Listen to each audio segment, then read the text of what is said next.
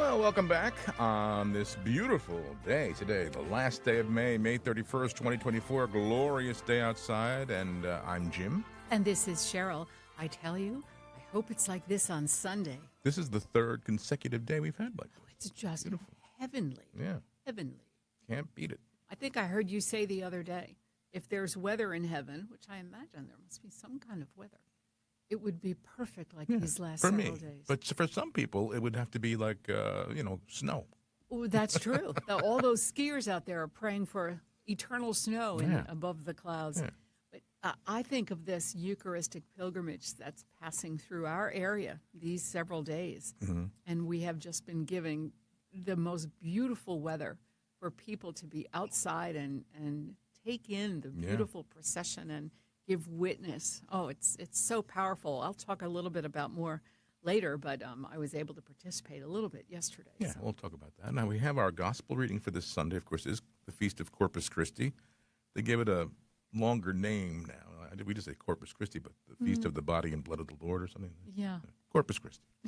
And our reflection days by our friend Father Gary Koch. So we'll start with that. And later on this hour, Father Scott Shaffer, the pastor of St. Joseph's Parish in Toms River, is going to join us and tell us about a couple of big events coming up.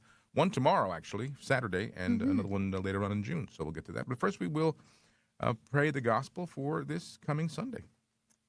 A reading from the Holy Gospel according to Mark. On the first day of the Feast of Unleavened Bread, when they sacrificed the Passover lamb, Jesus' disciples said to him, "Where do you want us to go and prepare for you to eat the Passover?" He sent two of his disciples and said to them, "Go into the city, and a man will meet you, carrying a jar of water. Follow him. Wherever he enters, say to the master of the house, 'The teacher says, where is my guest room where I may eat the Passover with my disciples?' Then he will show you a large upper room, furnished and ready. Make the preparations for us there." The disciples then went off, entered the city, and found it just as he had told them, and they prepared the Passover. While they were eating, he took bread, said the blessing, broke it, gave it to them, and said, "Take it, this is my body."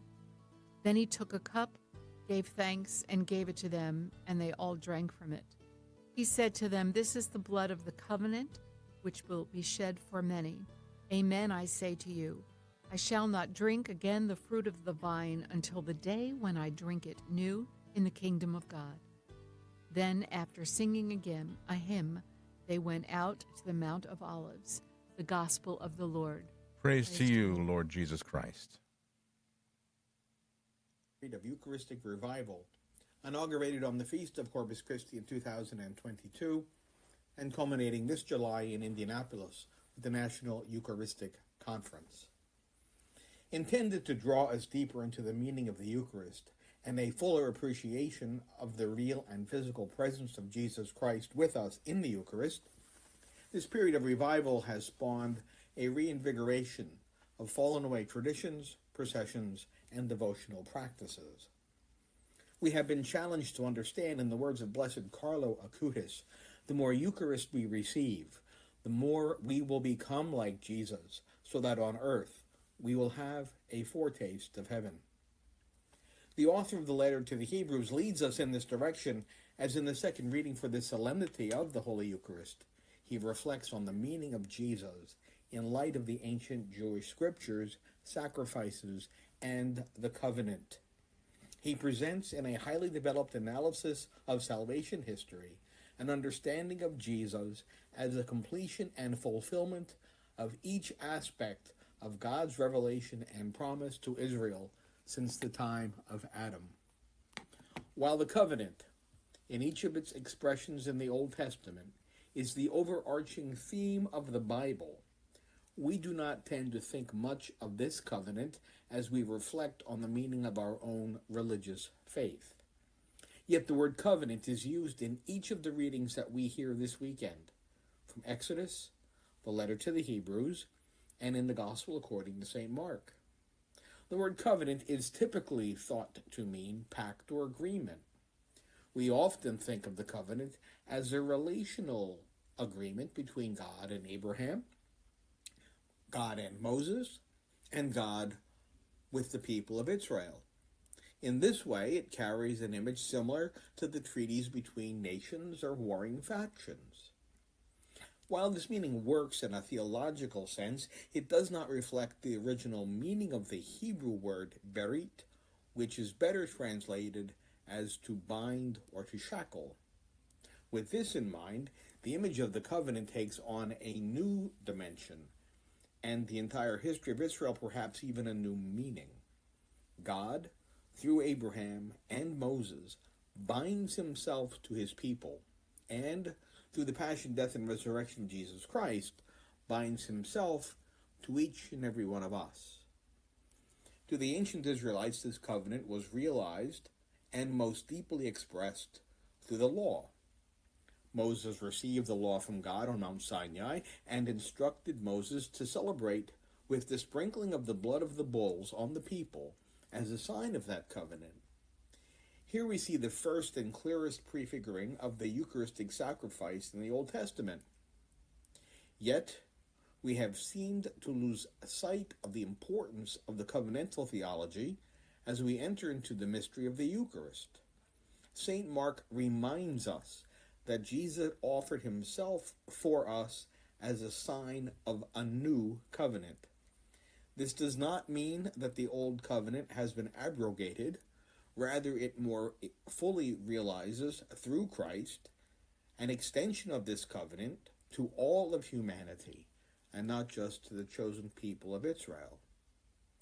Jesus uses the Seder, or the Passover meal, a holy day within the Jewish calendar, where they remembered the origins of the covenant, to establish this new covenant, not born of the blood of bulls, but by his own sacrifice, the sacrifice of his own body and his own blood poured out on the cross as a singular sacrifice for our salvation. He offers us his body and his blood present in the Eucharist as the nourishment for the covenant.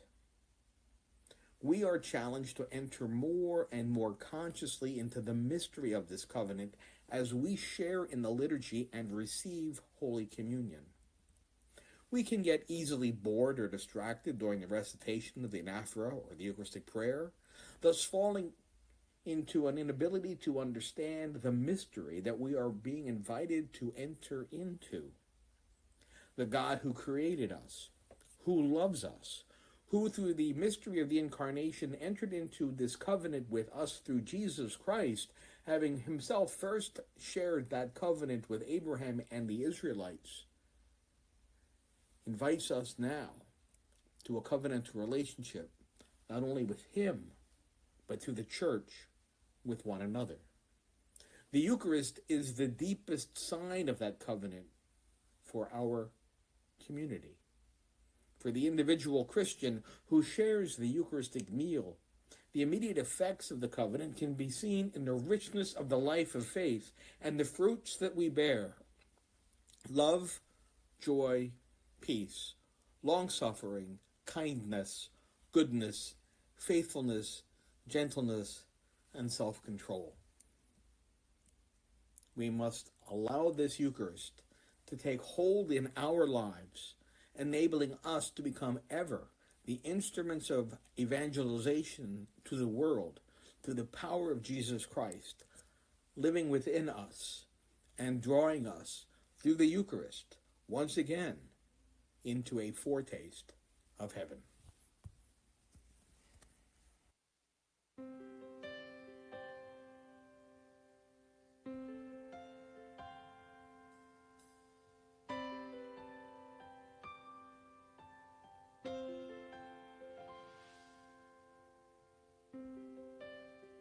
We are one body in Christ, and we do not stand alone.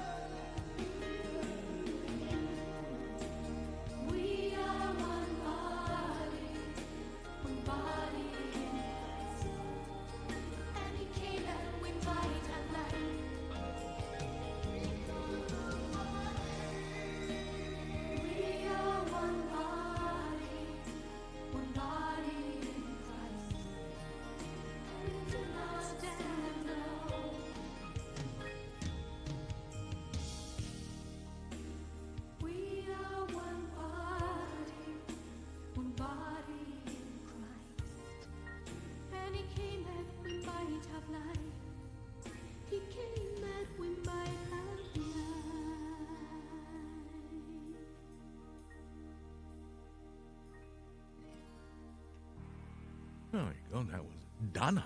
We are one body. Donna. Donna. I heard yes. that Donna is gonna. Actually, most people know her as Dana. Here Right. in the U.S., we call her Dana. That's right. But Is she running for president or something? no, she was on. She was in Parliament, Irish Parliament for a while. But she's getting the from Holy Father, the highest honor a lay person can get. I can't think of A the name. benemerente? No, that's the second highest. Oh, prego. This is the highest honor. Oh, but for her musical contributions? I guess everything that, and she was in. She was obviously pro-life, and she was in Parliament. Just all good, Yeah. good things. Yeah. That was the theme song for one of the World Youth Days. Early, like maybe Denver? I think that's this song. That song came out early 2000, 1999, 2000, 2001, around that time. Mm-hmm. So it's that old already. So were we. Hey, let's talk about that.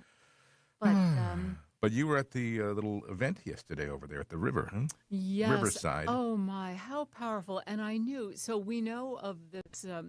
We're hearing more and more about it now that it's actually nearing the culmination in Indianapolis. But the Elizabeth Ann Seton route, which started in Connecticut, making its way across the eastern mid-U.S. on its way to Indianapolis, passed right over the Trenton Makes Bridge. It was amazing, and I was able to find parking, which was half of a miracle because not only was there a lot of construction, but there were police cars at many of the intersections with orange cones. They were just protecting the people walking. Yeah, sure. They left the New Jersey side. They crossed over the bridge. They stopped there and had a little bit of a ceremony because they were handing over the Blessed monstrance. Sacrament to the Archdiocese. Right, Yeah. from New Jersey to Trenton Diocese. And To then the they were on Philadelphia. their way to Holy Trinity Parish, which is just a few blocks away in Morrisville, under the direction of Monsignor Eckert. What a beautiful, just a beautiful witness. And I loved it because as they're walking, they were singing, people were praying. He would stop on the street corners, and this was a priest, I want to say an auxiliary bishop from the Archdiocese of Philadelphia that was there. He looked so familiar, and I know I've seen him on the altar at confirmations here, there, but for the life of me, I can't remember his name. So anyway, he would stop, and everybody would kneel, and he would do a blessing, and they would sing a Eucharistic hymn. And just the reverence and the silence, you're just out on the street. But the best part were the people that were coming out of their homes to stand on the porch looking like, what's going on? What's going out there, on? yeah. So that was neat. And then they had all the Holy Trinity School. They have a Catholic school there connected to the church. All the students came out and lined the streets. Oh, they did. Oh, neat. From the littlest ones up to 8th grade, and they had their beautiful uniforms on. And again, you could hear a pin drop. And they lined the streets as the Eucharistic procession made its way around the corner and entered the front door of the church, filled the church, and that the students went back to school. Yeah. So the church was filled with just parishioners and yeah. locals, people that came from far and wide. The timing was just right. It was 12:30, maybe lunch hour, or I wanted to go to the evening event in St. Andrews in Newtown, but I had choir rehearsal, so this was perfect for me. And they sang hymns. They did midday prayer, like an official prayer service. Liturgy hour, yeah. Liturgy of the Hours. They sang the Eucharistic revival hymn. Yeah, like we didn't have one a of the- copy of that. Do we have a recording of that? It's easy to obtain. We should play it at one point this summer. Yes. I don't. We'll have to. I know. I can definitely get it. Yeah, we can get it. And it's on their website. But I'll tell you, I knew it was going to be amazing, but it was just so powerful. It kind of surprised me. It really brought tears to my eyes. It was just so beautiful. So I'm so glad I went, and I wish I could attend more of them. Now, they're still in Philadelphia this Sunday. They'll be at the Cathedral Basilica. They'll have their morning mass there, and a couple of other spots before then they really move on. But my biggest question that then was answered, I thought, are these people, they're 6 or 7, and they are, just lay people, young, and Franciscan friars, and of course the priests transfer the monstrance.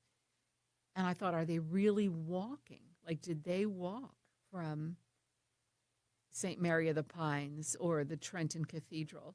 But there is a van, like a very large van, pulling what looks like a little U-Haul truck, but it's marked in large letters, Eucharistic Revival, and there's a picture of the monstrance. And so they'll get in that little vehicle, they'll drive a little ways, then they get out, and then they'll do their pilgrimage. They'll walk around the block or from one church to another. I believe they literally walked from Holy Trinity to then St. John the Evangelist, which is not terribly far, maybe 3 miles. But then, I'm thinking, okay, they're walking across the Allegheny Mountains. Are they going through those tunnels on the turnpike? No, they will drive a portion. Then they stop, and then they make witness, and they'll have different church services and adoration and all those devotionals. And then they'll all get back in the van. And they get their meals, and I'm sure they sleep and get to take a shower or something. Yeah. Well, the trek from California to Indianapolis, that's like 2/3 of the country. Right. You got to go across the Rockies. So you're physically not walking every step of the way, but they're making a lot of stops and giving witness to a lot of people. I tell you, it's powerful. I know EWTN is making some coverage of it, and specifically, and I'm speaking to our pilgrims, they're going to be at the Shrine of the Blessed Sacrament in Alabama. In Hanceville. So the southern route coming up from Texas, going up to Indianapolis passes, is going to stop in Alabama in Hanceville. On June 20th, which is a Thursday, once a month, they have these Adoration Sodality Days, and that happens to be just the way it worked out.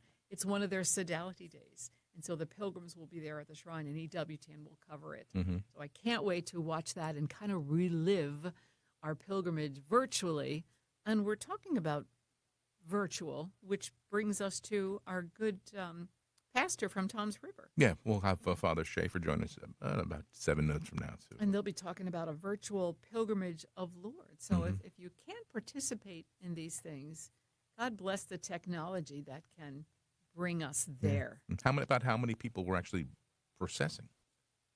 Well, there were probably 75 people. And they all got into a vehicle? No.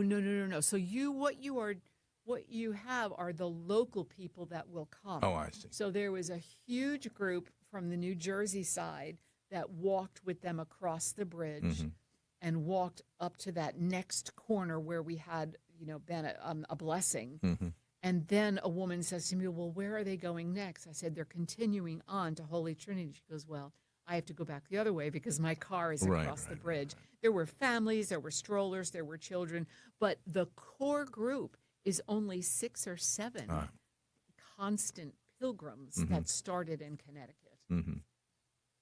And we'll go all the way. And they we'll go pick up all people the way. along the way? And but then you drop off. Like we had someone in the Diocese of Metuchen that did a 15-mile walk. They were at the cathedral and other outlying churches there in Metuchen, and one day she took Because I thought in Metuchen they were going to process from St. Francis Cathedral in Metuchen to New Brunswick. Right. Down so 27. Some people did. I'm imagining maybe that was one of their bigger walks. And so she did it, and I said, well, then do you have to walk 15 miles back? I'm concerned about the little logistics. She goes, no, you made the reservation. I'm going to be one of the pilgrims, and they arranged for transportation to then take you back to your car. So very, very interesting. So some of the walks are just literally around the block. I think when they're at the Cathedral Basilica, they walk around the block, then they go in the Basilica, they'll have their services and whatnot. Then they're going to walk up to 20th Street, so, several blocks over In Philadelphia. To another church in Philadelphia, St. Patrick's, I think. So some of the walks are shorter, a couple miles, a mile. It'll be interesting to see how many people actually attend the main event in July in Indianapolis. And I wonder why they chose Indianapolis, because that's really not center country. No, what would you do, like in the middle of Kansas? Yeah, like Kansas City or someplace. Well, they were afraid of landing in Oz. I don't know. Yeah. I don't know. Maybe they can just accommodate them with the whatever arena that everything's going to happen, the actual Congress Hall. But well, you can get an arena anywhere. Very interesting. Now in Newtown, again, it was at night, so people are off at St. Andrews, and a friend of mine sent me a video, and the line went as far as you could see. Probably hundreds of people walking, but local people. Yeah. And They then should have had a big event at Corpus Christi, Texas. oh, could you imagine? That's where it should have happened. Oh, they're quick. Maybe it's not as centrally located as Certainly not, but with a name map. like Corpus Christi. I mean, why not? Yeah. Or there might be another Corpus Christi somewhere in the country. Oh, probably.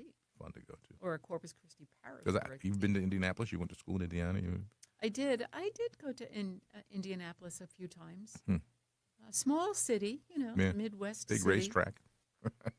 Right. I never saw that. Yeah. I think the Jackson 5 is from Indianapolis. Is that not Detroit? No, they weren't from Detroit. All right, listen, we'll take a break, and Father Scott Shaffer is going to join us and tell us about some wonderful events taking place at St. Joseph's Parish in Toms River tomorrow and later in the month of June. So you stay where you are, friends. We'll be back with more. Don't go away.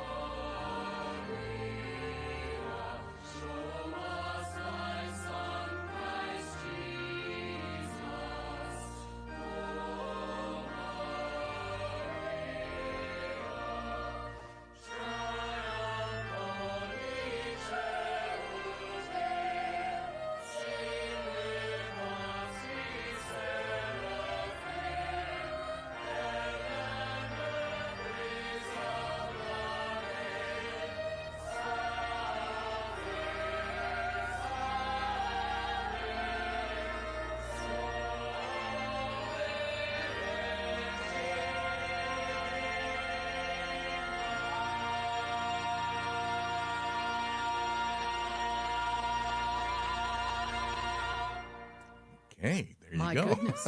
Okay. Well, a couple big events coming up in June at St. Joseph's Parish in Toms River. And here to tell us all about it is the pastor of St. Joseph's, Father Scott Shaffer. Hey, Father, how are you? I'm wonderful, Jim. Thanks for having me on. Hi, Father Scott. How are you this beautiful day? Isn't it gorgeous? And here I am sitting in my office. Yeah, us too. But we'll make a quick 15 minutes. But you've got some, Yeah. you've got some great things coming up, and we want everybody to know about it so they can make a little local pilgrimage to your church. Fantastic. Mm-hmm. Yeah, that's great. This thing tomorrow morning, this Lord's virtual pilgrimage experience, is we're hosting that here tomorrow morning at 9:30 at St. Joseph's Church, and I am really excited about this. I've been to Lourdes a few times, and every time it has been a spiritual experience for me and the other pilgrims that I would bring with me. It is such a special place, and the sanctuary there is lovely. And, of course, the story of Our Lady and reaching out to Bernadette and all of the different things that happened there. But this group is going to come in, and the Lord's Volunteers of America, North American volunteers, and they are presenting a 2-hour virtual pilgrimage experience, which is kind of cool. Nice. We know how travel is getting. It's more difficult to make it happen, and people get a little nervous about flying and everything. So Right. the folks coming in tomorrow, they'll be able to see, almost like sense what you would there at the shrine. And I'm really looking forward to it. It'll be great. That's wonderful. And I know a lot of people, when you get to the point where you really feel like I need to go to Lourdes, they might be physically suffering with something or, illness.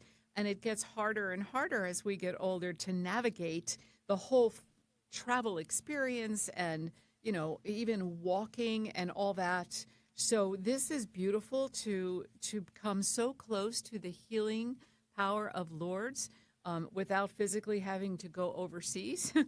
And the first thing that comes to mind always, at least for me, when you say Lourdes, I immediately think of the baths. Now, Of course. will they be presenting sort of on a screen, like pictures or a movie or slides? Yes, there'll be we have the big screens in our church, and you will. It's almost interactive, like you're right there and you're walking through with the other pilgrims there. They're providing Lourdes water. Every person will receive a bottle of that. And they'll have the opportunity to prepare a petition that will then be taken to Lourdes and placed there at the shrine. One of the great things, too, I believe, and that we all have to remember, there is a certain blessing, of course, when you're able to physically be in these holy places. But if we think that God's presence and his healing is limited to a geographic place, that's a kind of a stingy understanding of God's great love. Expect the healing and the wholeness that we seek through his divine grace. Right. And but I think this is an opportunity. There's a plenary indulgence that is granted to all the faithful who attend. And, some folks are saying, oh, Father, I really wish I could go, but my son's graduating in the afternoon. I can't. So we will be live streaming it. Oh, very good. From your parish website or YouTube channel? Yes. Okay. Oh, wonderful. It'll be on our Facebook channel. On your We're Facebook. St. Joseph, Tom's River. St. Joseph, Tom's River. And this is tomorrow, and as you mentioned, Father, it begins at 9:30. It's about a 2-hour program. And for those of you who are not familiar with the area, St. Joseph's Church is located at 685 Hooper Avenue in Tom's River, beautiful part of the city. And tomorrow's supposed to be a very nice day as well. So Yes. go to the Lourdes virtual pilgrimage experience at St. Joseph's and just spend some time walking around the Tom's River. That's right. You can Yeah, meander. and we're only 5 miles from the boardwalk. They could go down and bring that holiness to the boardwalk in Seaside. That's right. And it's a free will offering, right, Father? Free will offering. Yes, yes. It's free for everybody attending. Okay, so that's the Lord's virtual pilgrimage experience tomorrow at 9:30 at St. Joseph's Church, 685 Hooper Avenue in Toms River. Everybody is welcome. It's for all ages. But then also later on in June, you have another event coming up that we want to share with our listeners, and that's the relics of St. Padre Pio. So tell us about that, Father. Well, this is, St. Pio has a very special place in our hearts here. As you may know, we have St. Joseph Grade School, and we have Donovan Catholic High School, and we have a large religious education program here as well. Well, one of the favorite places for all of our kids to stop and spend some time in prayer is at the statue of St. Pio, which is just outside of our church.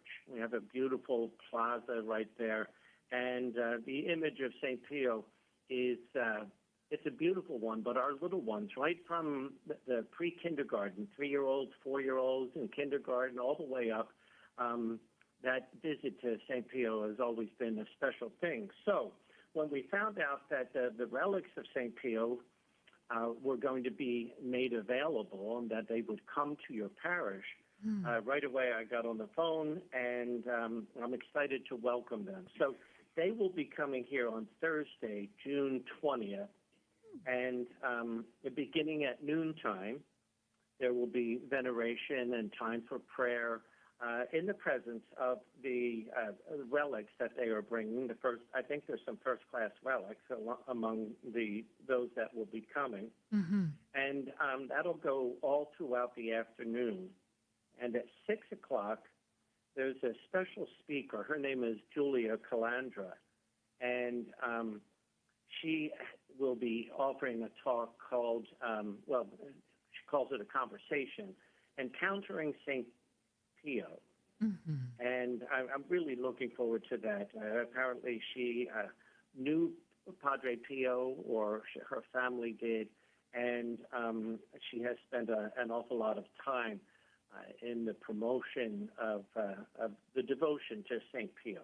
And then when she's done speaking, we'll continue with the Holy Mass. And so it'll be from 12 at noon till probably 8 or 8:30 in the evening. And again, all are welcome. It's a free will offering that will be taken up at the Mass. And I think it's a real opportunity for people to meet and learn about this extraordinary saint who is part of our lifetime, a part of our time on this world. Right, and he's so popular, again, with all ages, Father. Father, you're doing great things there at St. Joseph's. How long have you been pastor there?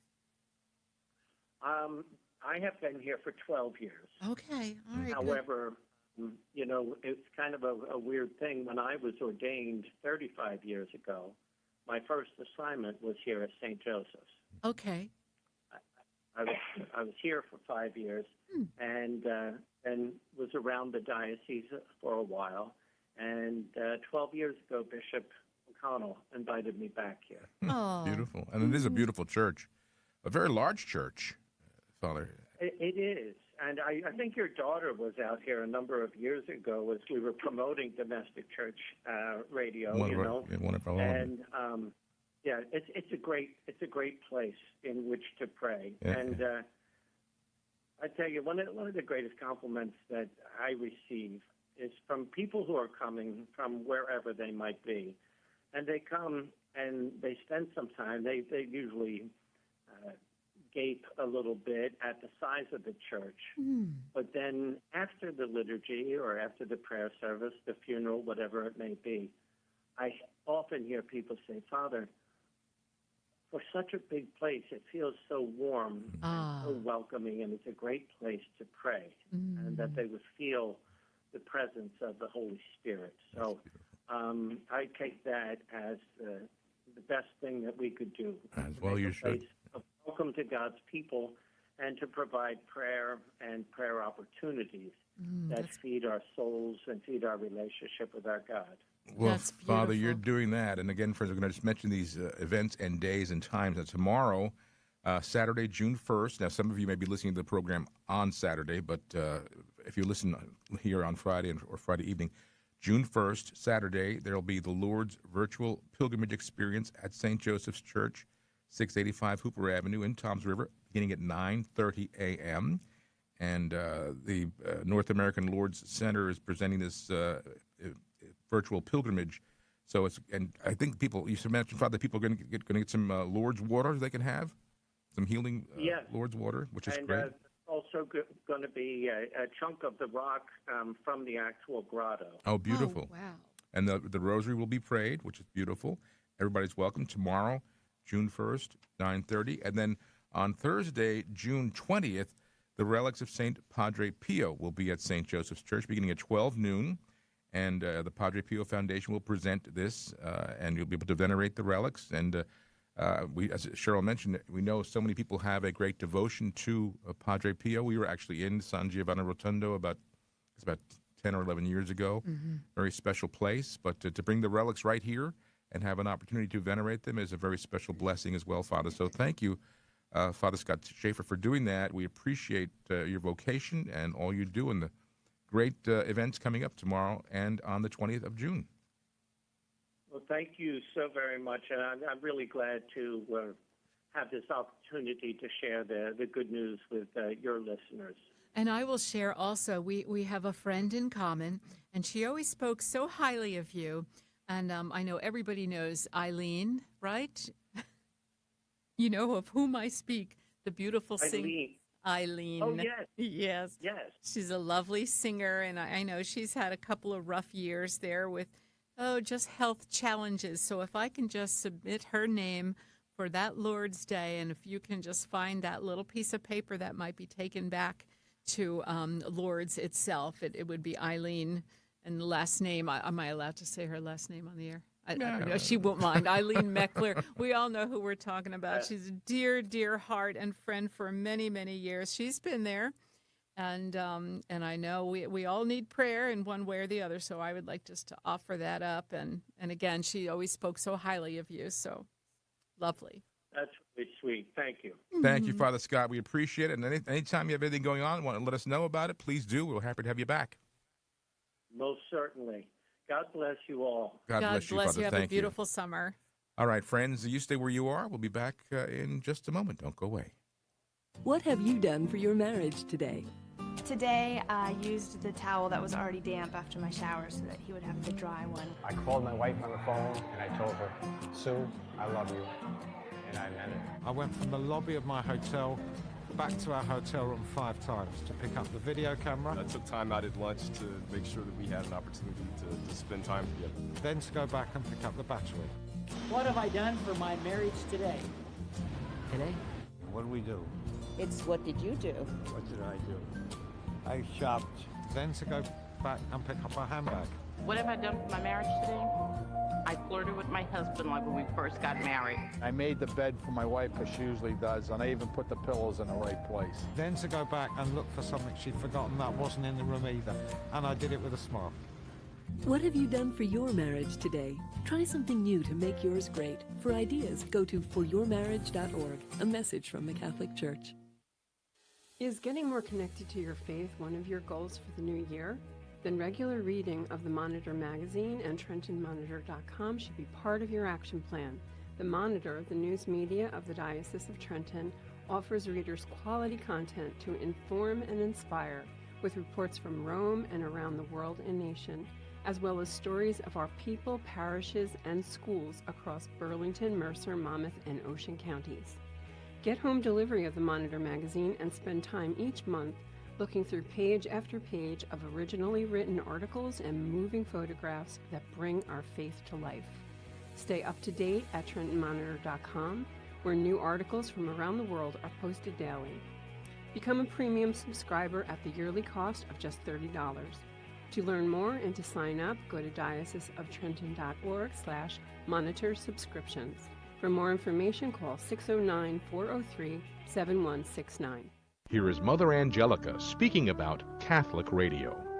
There's 6 billion people, and we got to reach them all. It's people like you, radio stations like your own, and I hope sincerely that people will support you because we need Catholic radio, we need Catholic television, and if we don't have it, we shall answer to God for that because we are bound by our baptism to spread the good word. We're bound by that.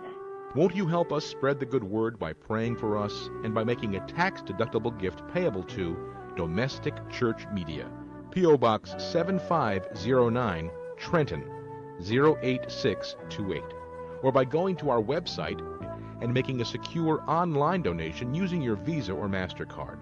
Please contact us today. God love you.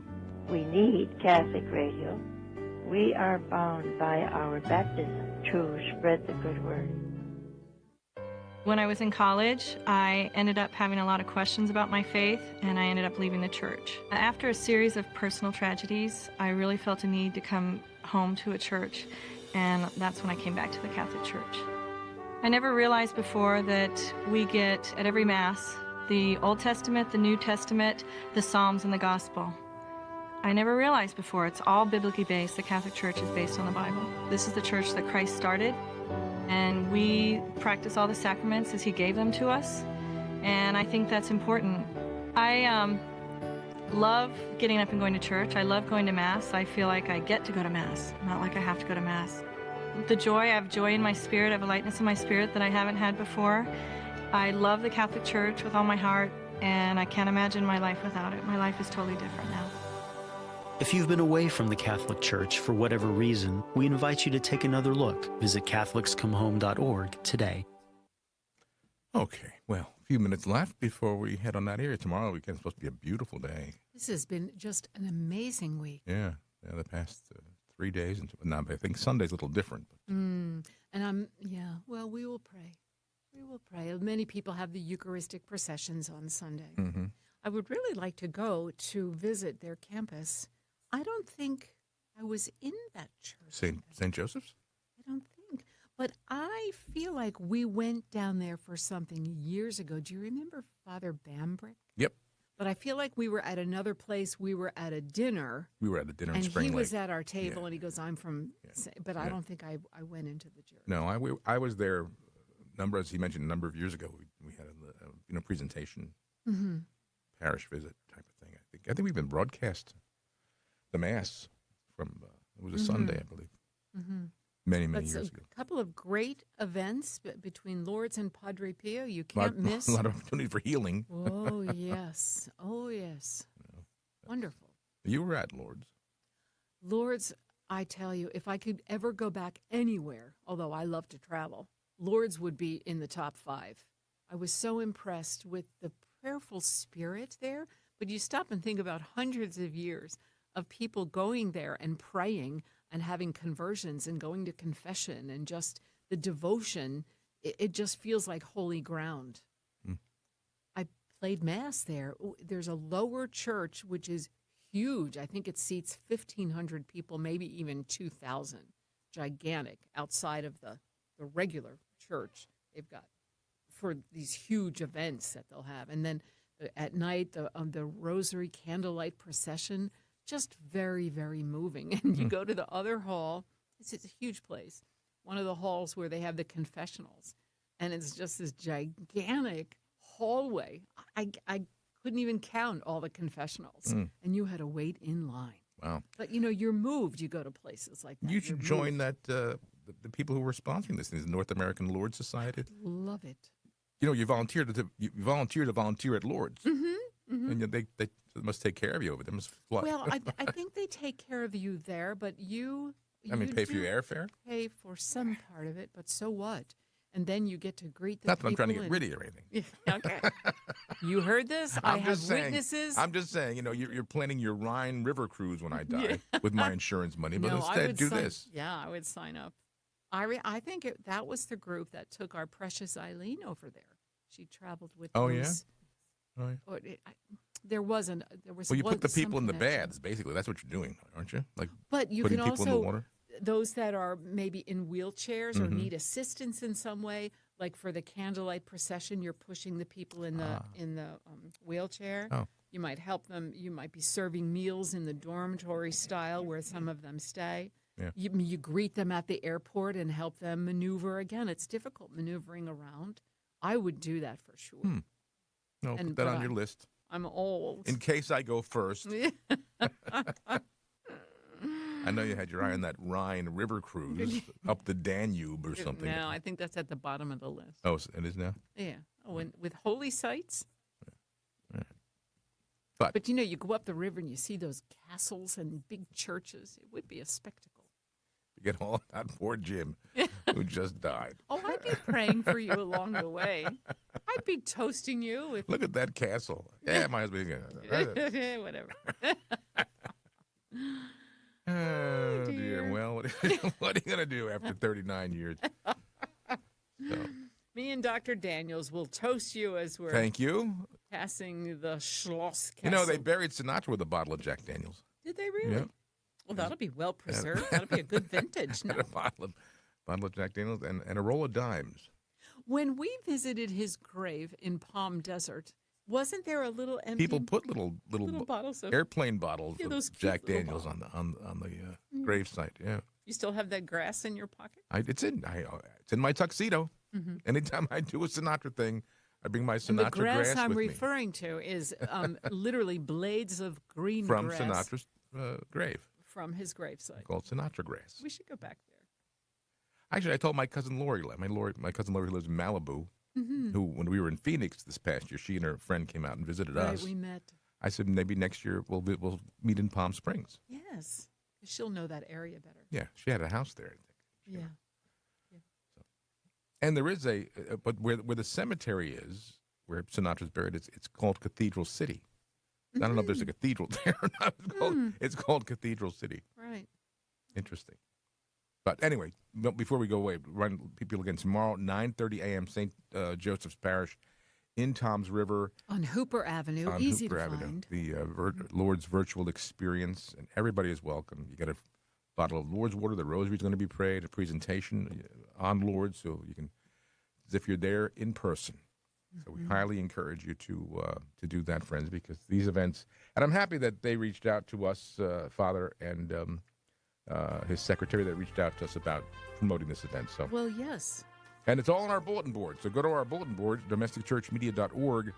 The top of the screen, click on the bulletin board, and you'll see all this information there on our site.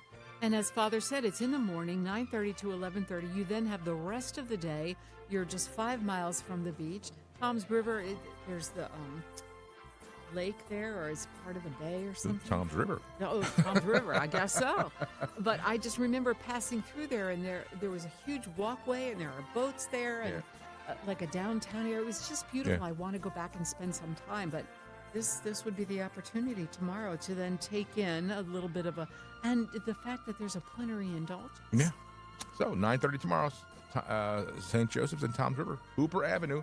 We got to go. Have a great rest of your day, friends. Thanks for being a part of our day, and we'll see you next week. Have a good weekend.